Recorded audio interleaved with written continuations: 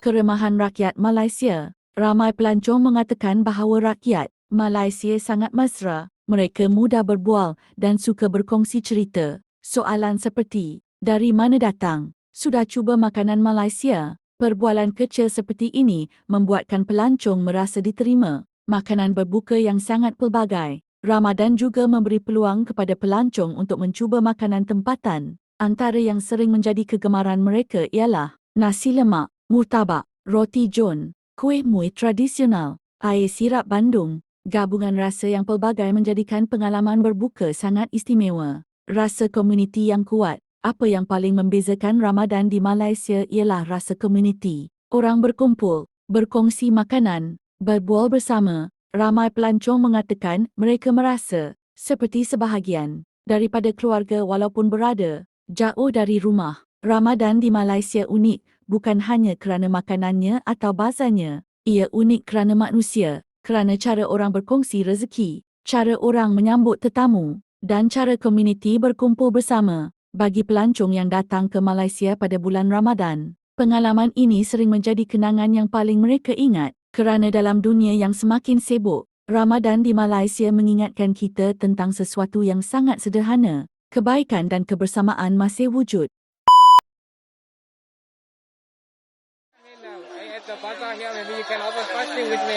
Come to the Ramadan Bazaar to buka puasa with you? Oh yeah, that sounds really nice. Too many people because everybody wants to get the good food. Good food. Yeah, I'm currently here at Bazaar Ramadan at Kampong Baru, okay, and the crowd is really fascinating. As you can see, a lot of people are here today. Lynn? Angel. I'm from Canada. I'm from UK. Hello everyone. 지금 1년 만에 라마단 바자르로 왔습니다. Hey! Yes. Are you? So what do we have here? I see a lot of sweet stuff. Do you guys like sweet stuff? Fruit? Fruit?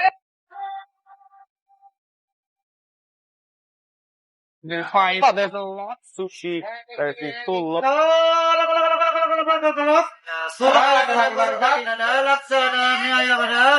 Today we are at Ramadan Bazaar, TGDI. Do you know what Ramadan is? Yeah. Only for Ramadan months, you have a Ramadan Bazaar. I think everybody is just so lively, so friendly. Bolu, you know me. Wow. Okay, thank you. If you ask me. And this is a lot of kui, I think. I think it's kui, if I'm not mistaken. I can't... 오늘은 사람 바자르.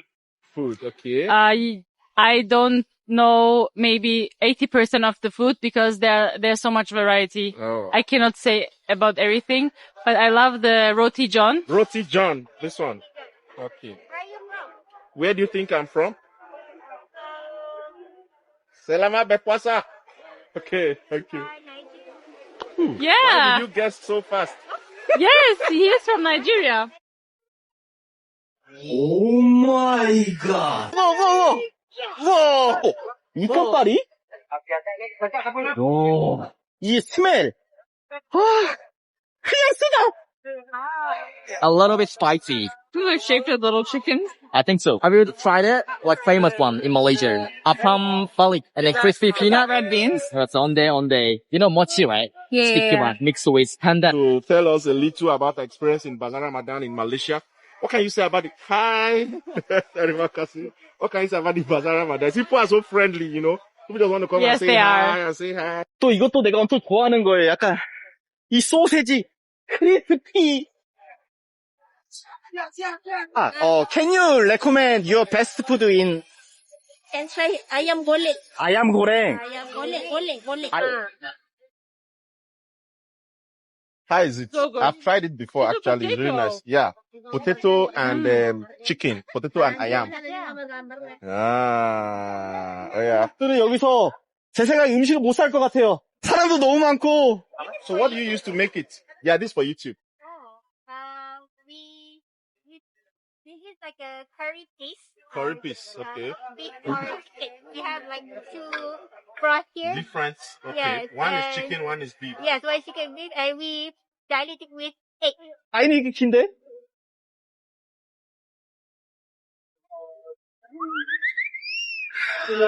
Local dishes, rice wrapped in bamboo leaves. There's drinks, there's corn, there is rice, there is Indian food. There's a lot of food here.